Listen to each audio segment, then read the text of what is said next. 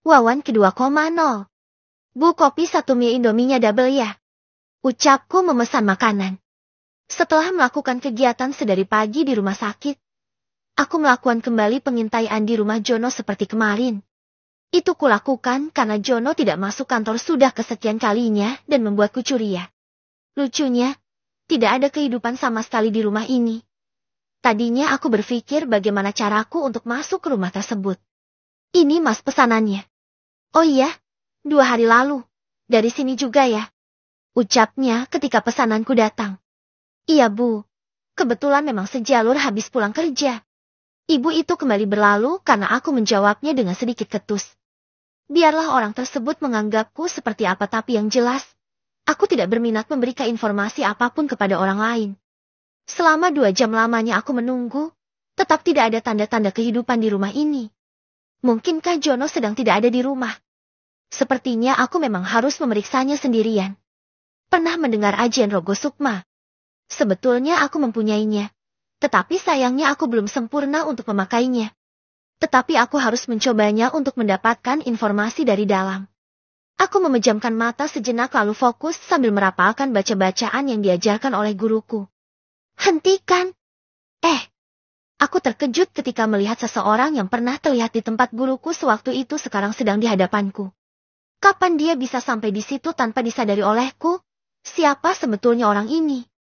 Namaku adalah Wijaya.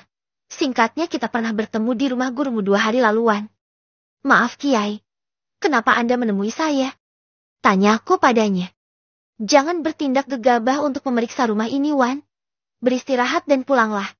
Jangan khawatirkan Aziz. Dia sudah kembali ke rumah sakit sekarang. Ucapnya lembut.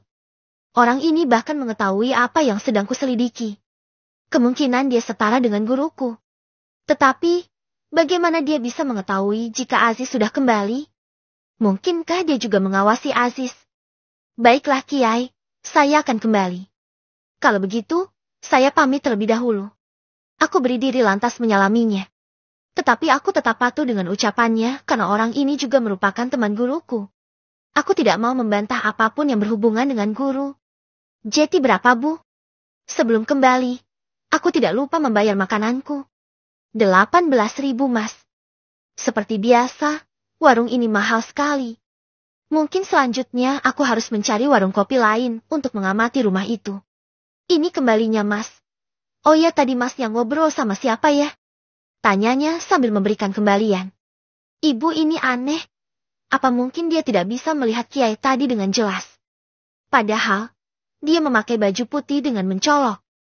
Tetapi karena penasaran, aku menoleh ke arah belakang dan... dia menghilang. Tapi sejak kapan? Bukankah belum lama kami masih mengobrol? Ujarku dalam hati kebingungan.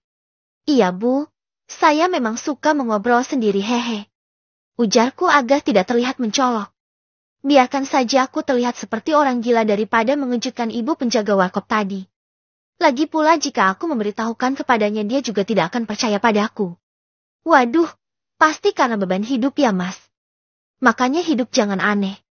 Ucapnya lagi menasehatiku. Iya Bu, maaf, ya sudah saya pergi dulu. Aku lantas pergi meninggalkan warkop menuju ke rumah sakit berada.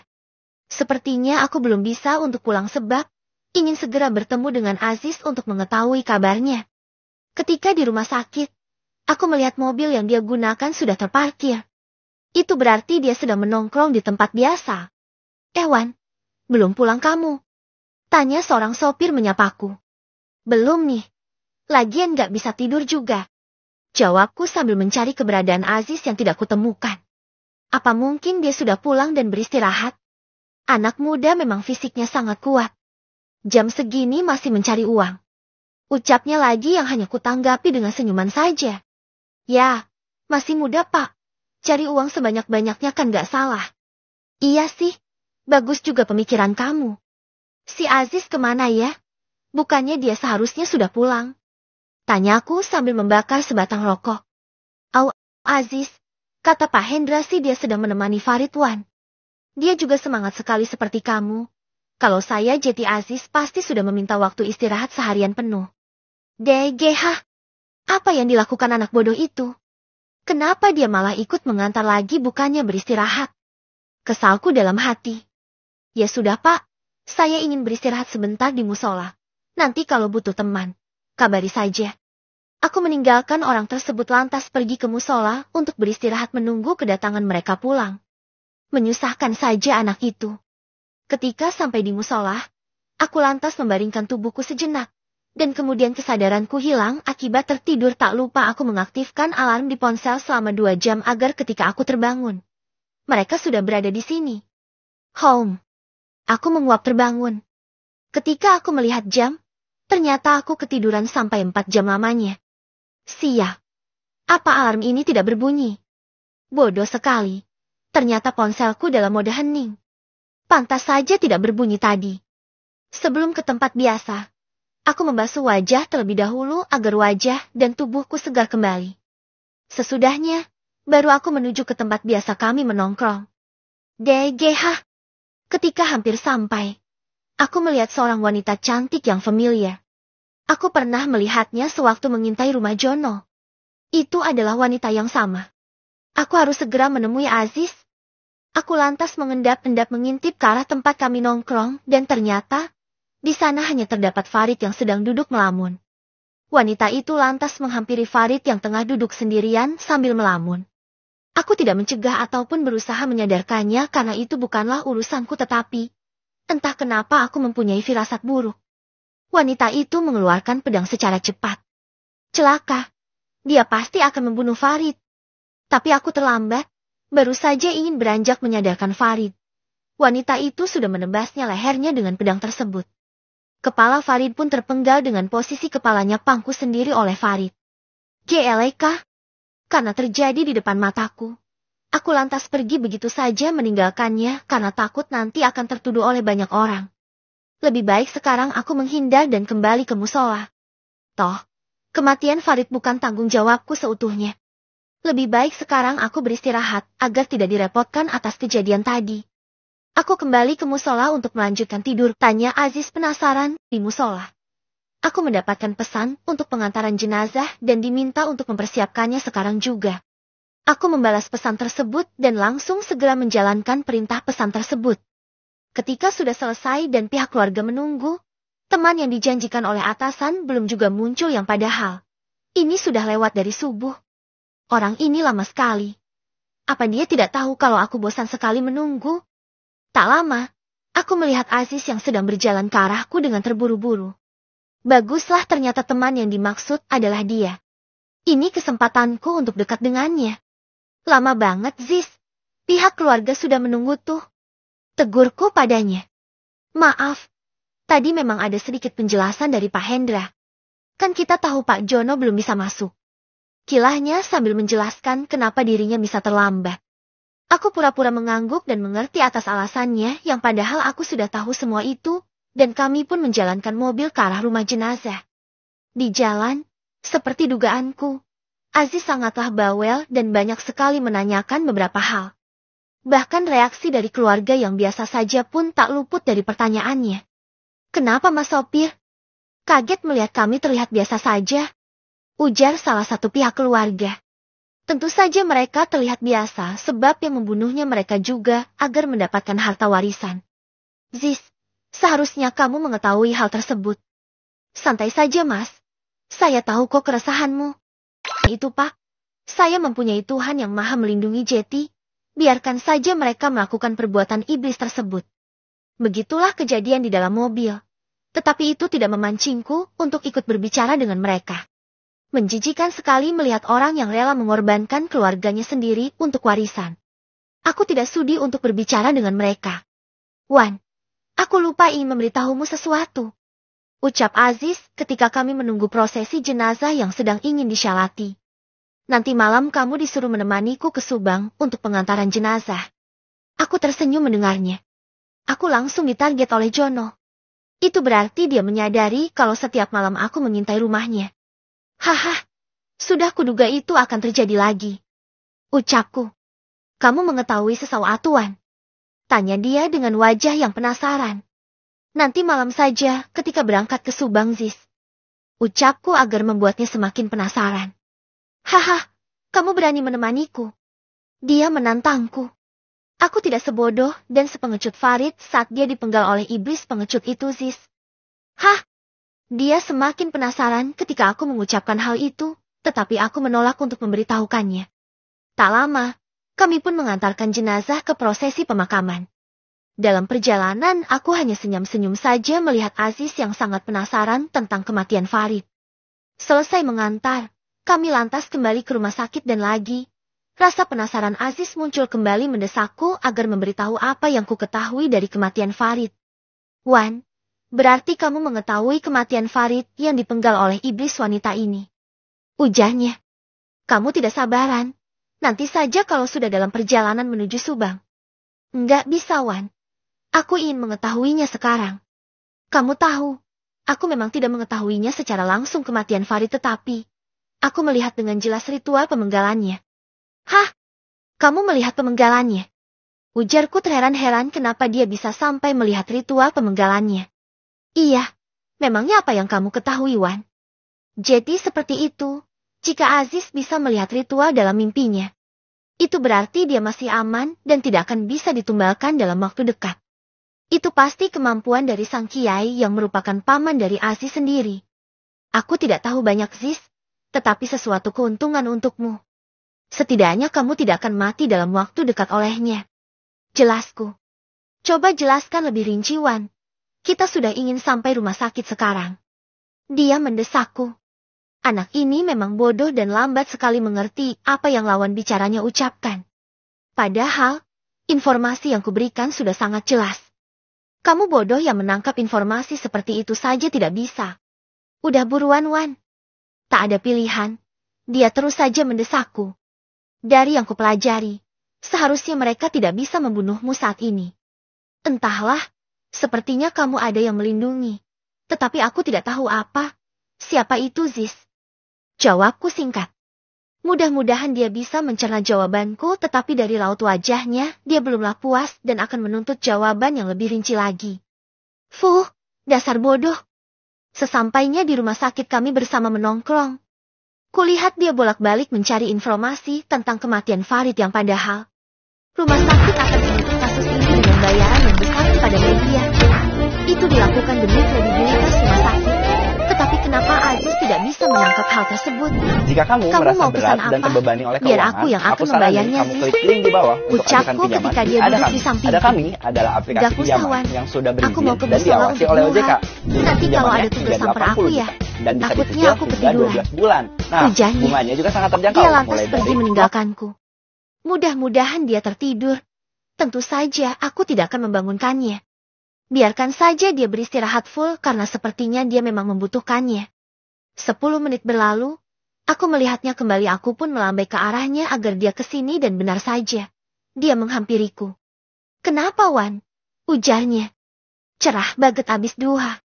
Ujarku meledeknya. Dapat tugas baruan. Kamu ini, Ziz. Kerjaan mulu. Santai dikit memangnya tidak bisa ya?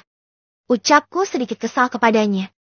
Hehe, namanya juga kuliwan. Daripada di mau ngapain coba? Jawabnya sambil cengengesan. Dia pun duduk di sebelahku dan memesan makanan. Sesekali juga kami mengobrol ringan menunggu tugas. Aku melihatnya sekarang sudah berbeda dari sebelum-sebelumnya. Pembawaan auranya lambat laun sangatlah positif. Wan, aku dipanggil ke kantor nih. Duluan ya. Nanti kalau kamu ada tugas jangan lupa istirahat. Maghrib kita harus sudah di sini. Ujarnya sangat bawel. Beres, sis. Sedikit lagi aku juga ingin pulang. Jawabku. Ia pun pergi meninggalkanku sedangkan aku pergi meninggalkan rumah sakit untuk mengamati lagi rumah Pak Jono yang lainnya.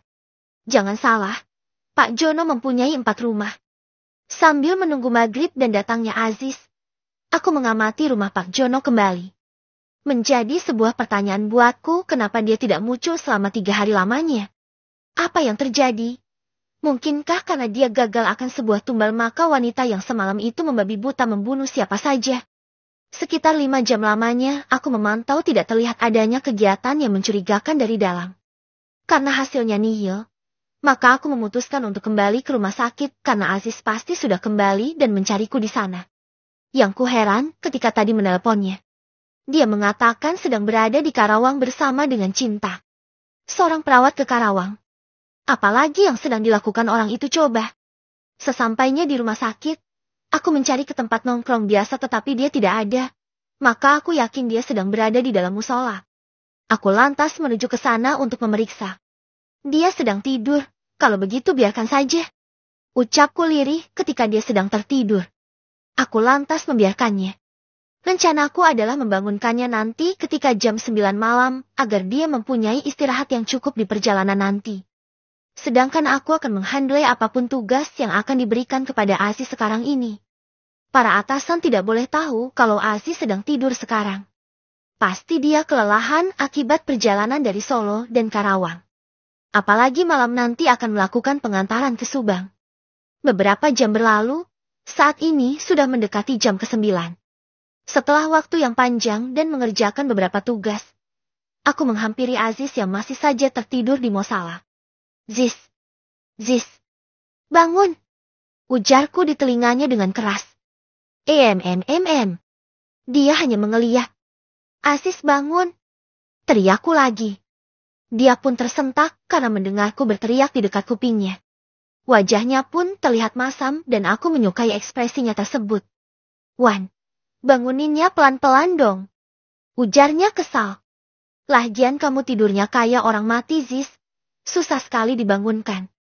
Coba lihat sekarang jam berapa. Jam 9 hehehe. Ujarnya sambil tertawa tanpa dosa. Ya sudah ayo, kita harus melakukan pengantaran. Berikan aku waktu sekitar 15 menit lagi untuk bersiap-siap, Wan. Aku mengangguk mengerti lantas meninggalkannya. Selagi dia bersiap, aku akan menyiapkan keperluan untuk pengantaran termasuk berkas, konsumsi, dan lainnya. Mungkin saya, aku pakai Kurasa, pinjaman isi cash, 15 menit akan cukup sampai dia segar kembali. Tenang aja Selesai sayang, pinjam persiapan. isi cash, bunga Namun terjangkau. Aziz tidak kunjung datang. HP ini aku pinjam Heran. 10 juta, aku cicil Apa yang 9 sedang bulan. dia lakukan Setiap bulannya sampai aku lama cuma perlu seperti bayar ini? 1.540.000 rupiah. Dia tidak disiplin akan waktu. Wan, mobil sudah siap. Ujarnya ketika baru saja tiba. Aman, Ziz. Tinggal berangkat. Kamu yang menyetir sebentar ya sampai rumah jenazahnya. Aku langsung mengemudikan mobil ke arah lokasi jenazah yang akan kita antar. Kurang lebih selama beberapa menit, kamu sudah sampai di perumahan elite. Kamu sudah siap, Ziz? Tanyaku padanya. Tentu saja. Aku sudah sangat siap, Wan. Ini berbeda, Ziz. Tentang kesiapan yang lain. Tutupku padanya yang membuat bingung. Aziz pasti sangat kebingungan dengan maksudku dan bertanya-tanya dalam hatinya. Dia pasti lamban menilai maksud dari ucapanku. Apa maksudmu, Wan? Ucapnya. Tiba-tiba dia berdering dan melakukan panggilan telepon. Yang kudengar adalah dia menelpon dengan orang yang bernama Joko dari Solo. Rupanya dia sudah mendapatkan teman sedari pulang dari sana. Dan aku hanya senyum-senyum saja ketika Joko memesan untuk berhati-hati. Kamu menyembunyikan sesuatu. Nanti saja, Ziz. By the way, kita sudah sampai di lokasi. Jangan bertanya apapun secara langsung. Kita langsung saja pergi ketika jenazah sudah dinaikkan. Pesanku padanya. Lagi, Aziz sepertinya kebingungan dan terlihat sedikit ketakutan akibat ucapanku yang mengambang. Aku merasa ketika memasuki perkarang rumah yang mewah ini sudah merasakan suasana yang tidak beres. Udaranya sangat pekat dan kelam seperti halnya jeritan-jeritan manusia terdengar dari dalam rumah. Sepertinya rumah ini juga penganut salah satu sekte iblis. Aku harus berhati-hati. Kalian sudah sampai, cepat bawa jenazahnya dan segera pergi sesuai kontrak. Ujar salah satu orang ketika kami sampai di depan rumah ini. Cih, sombong sekali orang ini. Tanpa disuruh pun, aku tidak mau berlama-lama di tempat ini.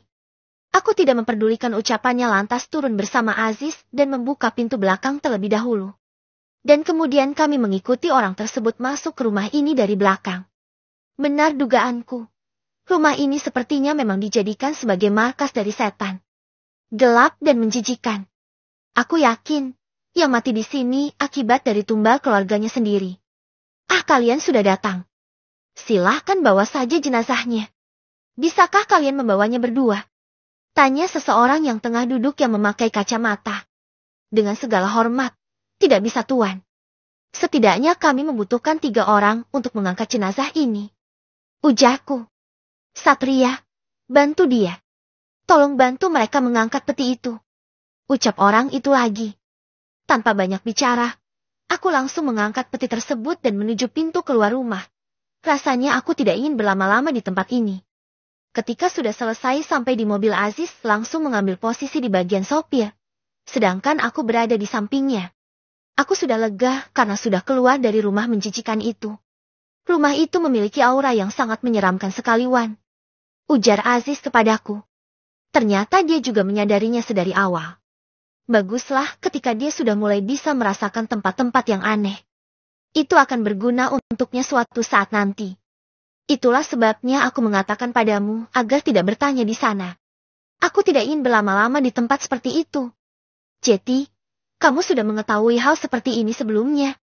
Lalu, rahasia apa yang kau sembunyikan dari Kuat? Tanyanya menelisik kepadaku.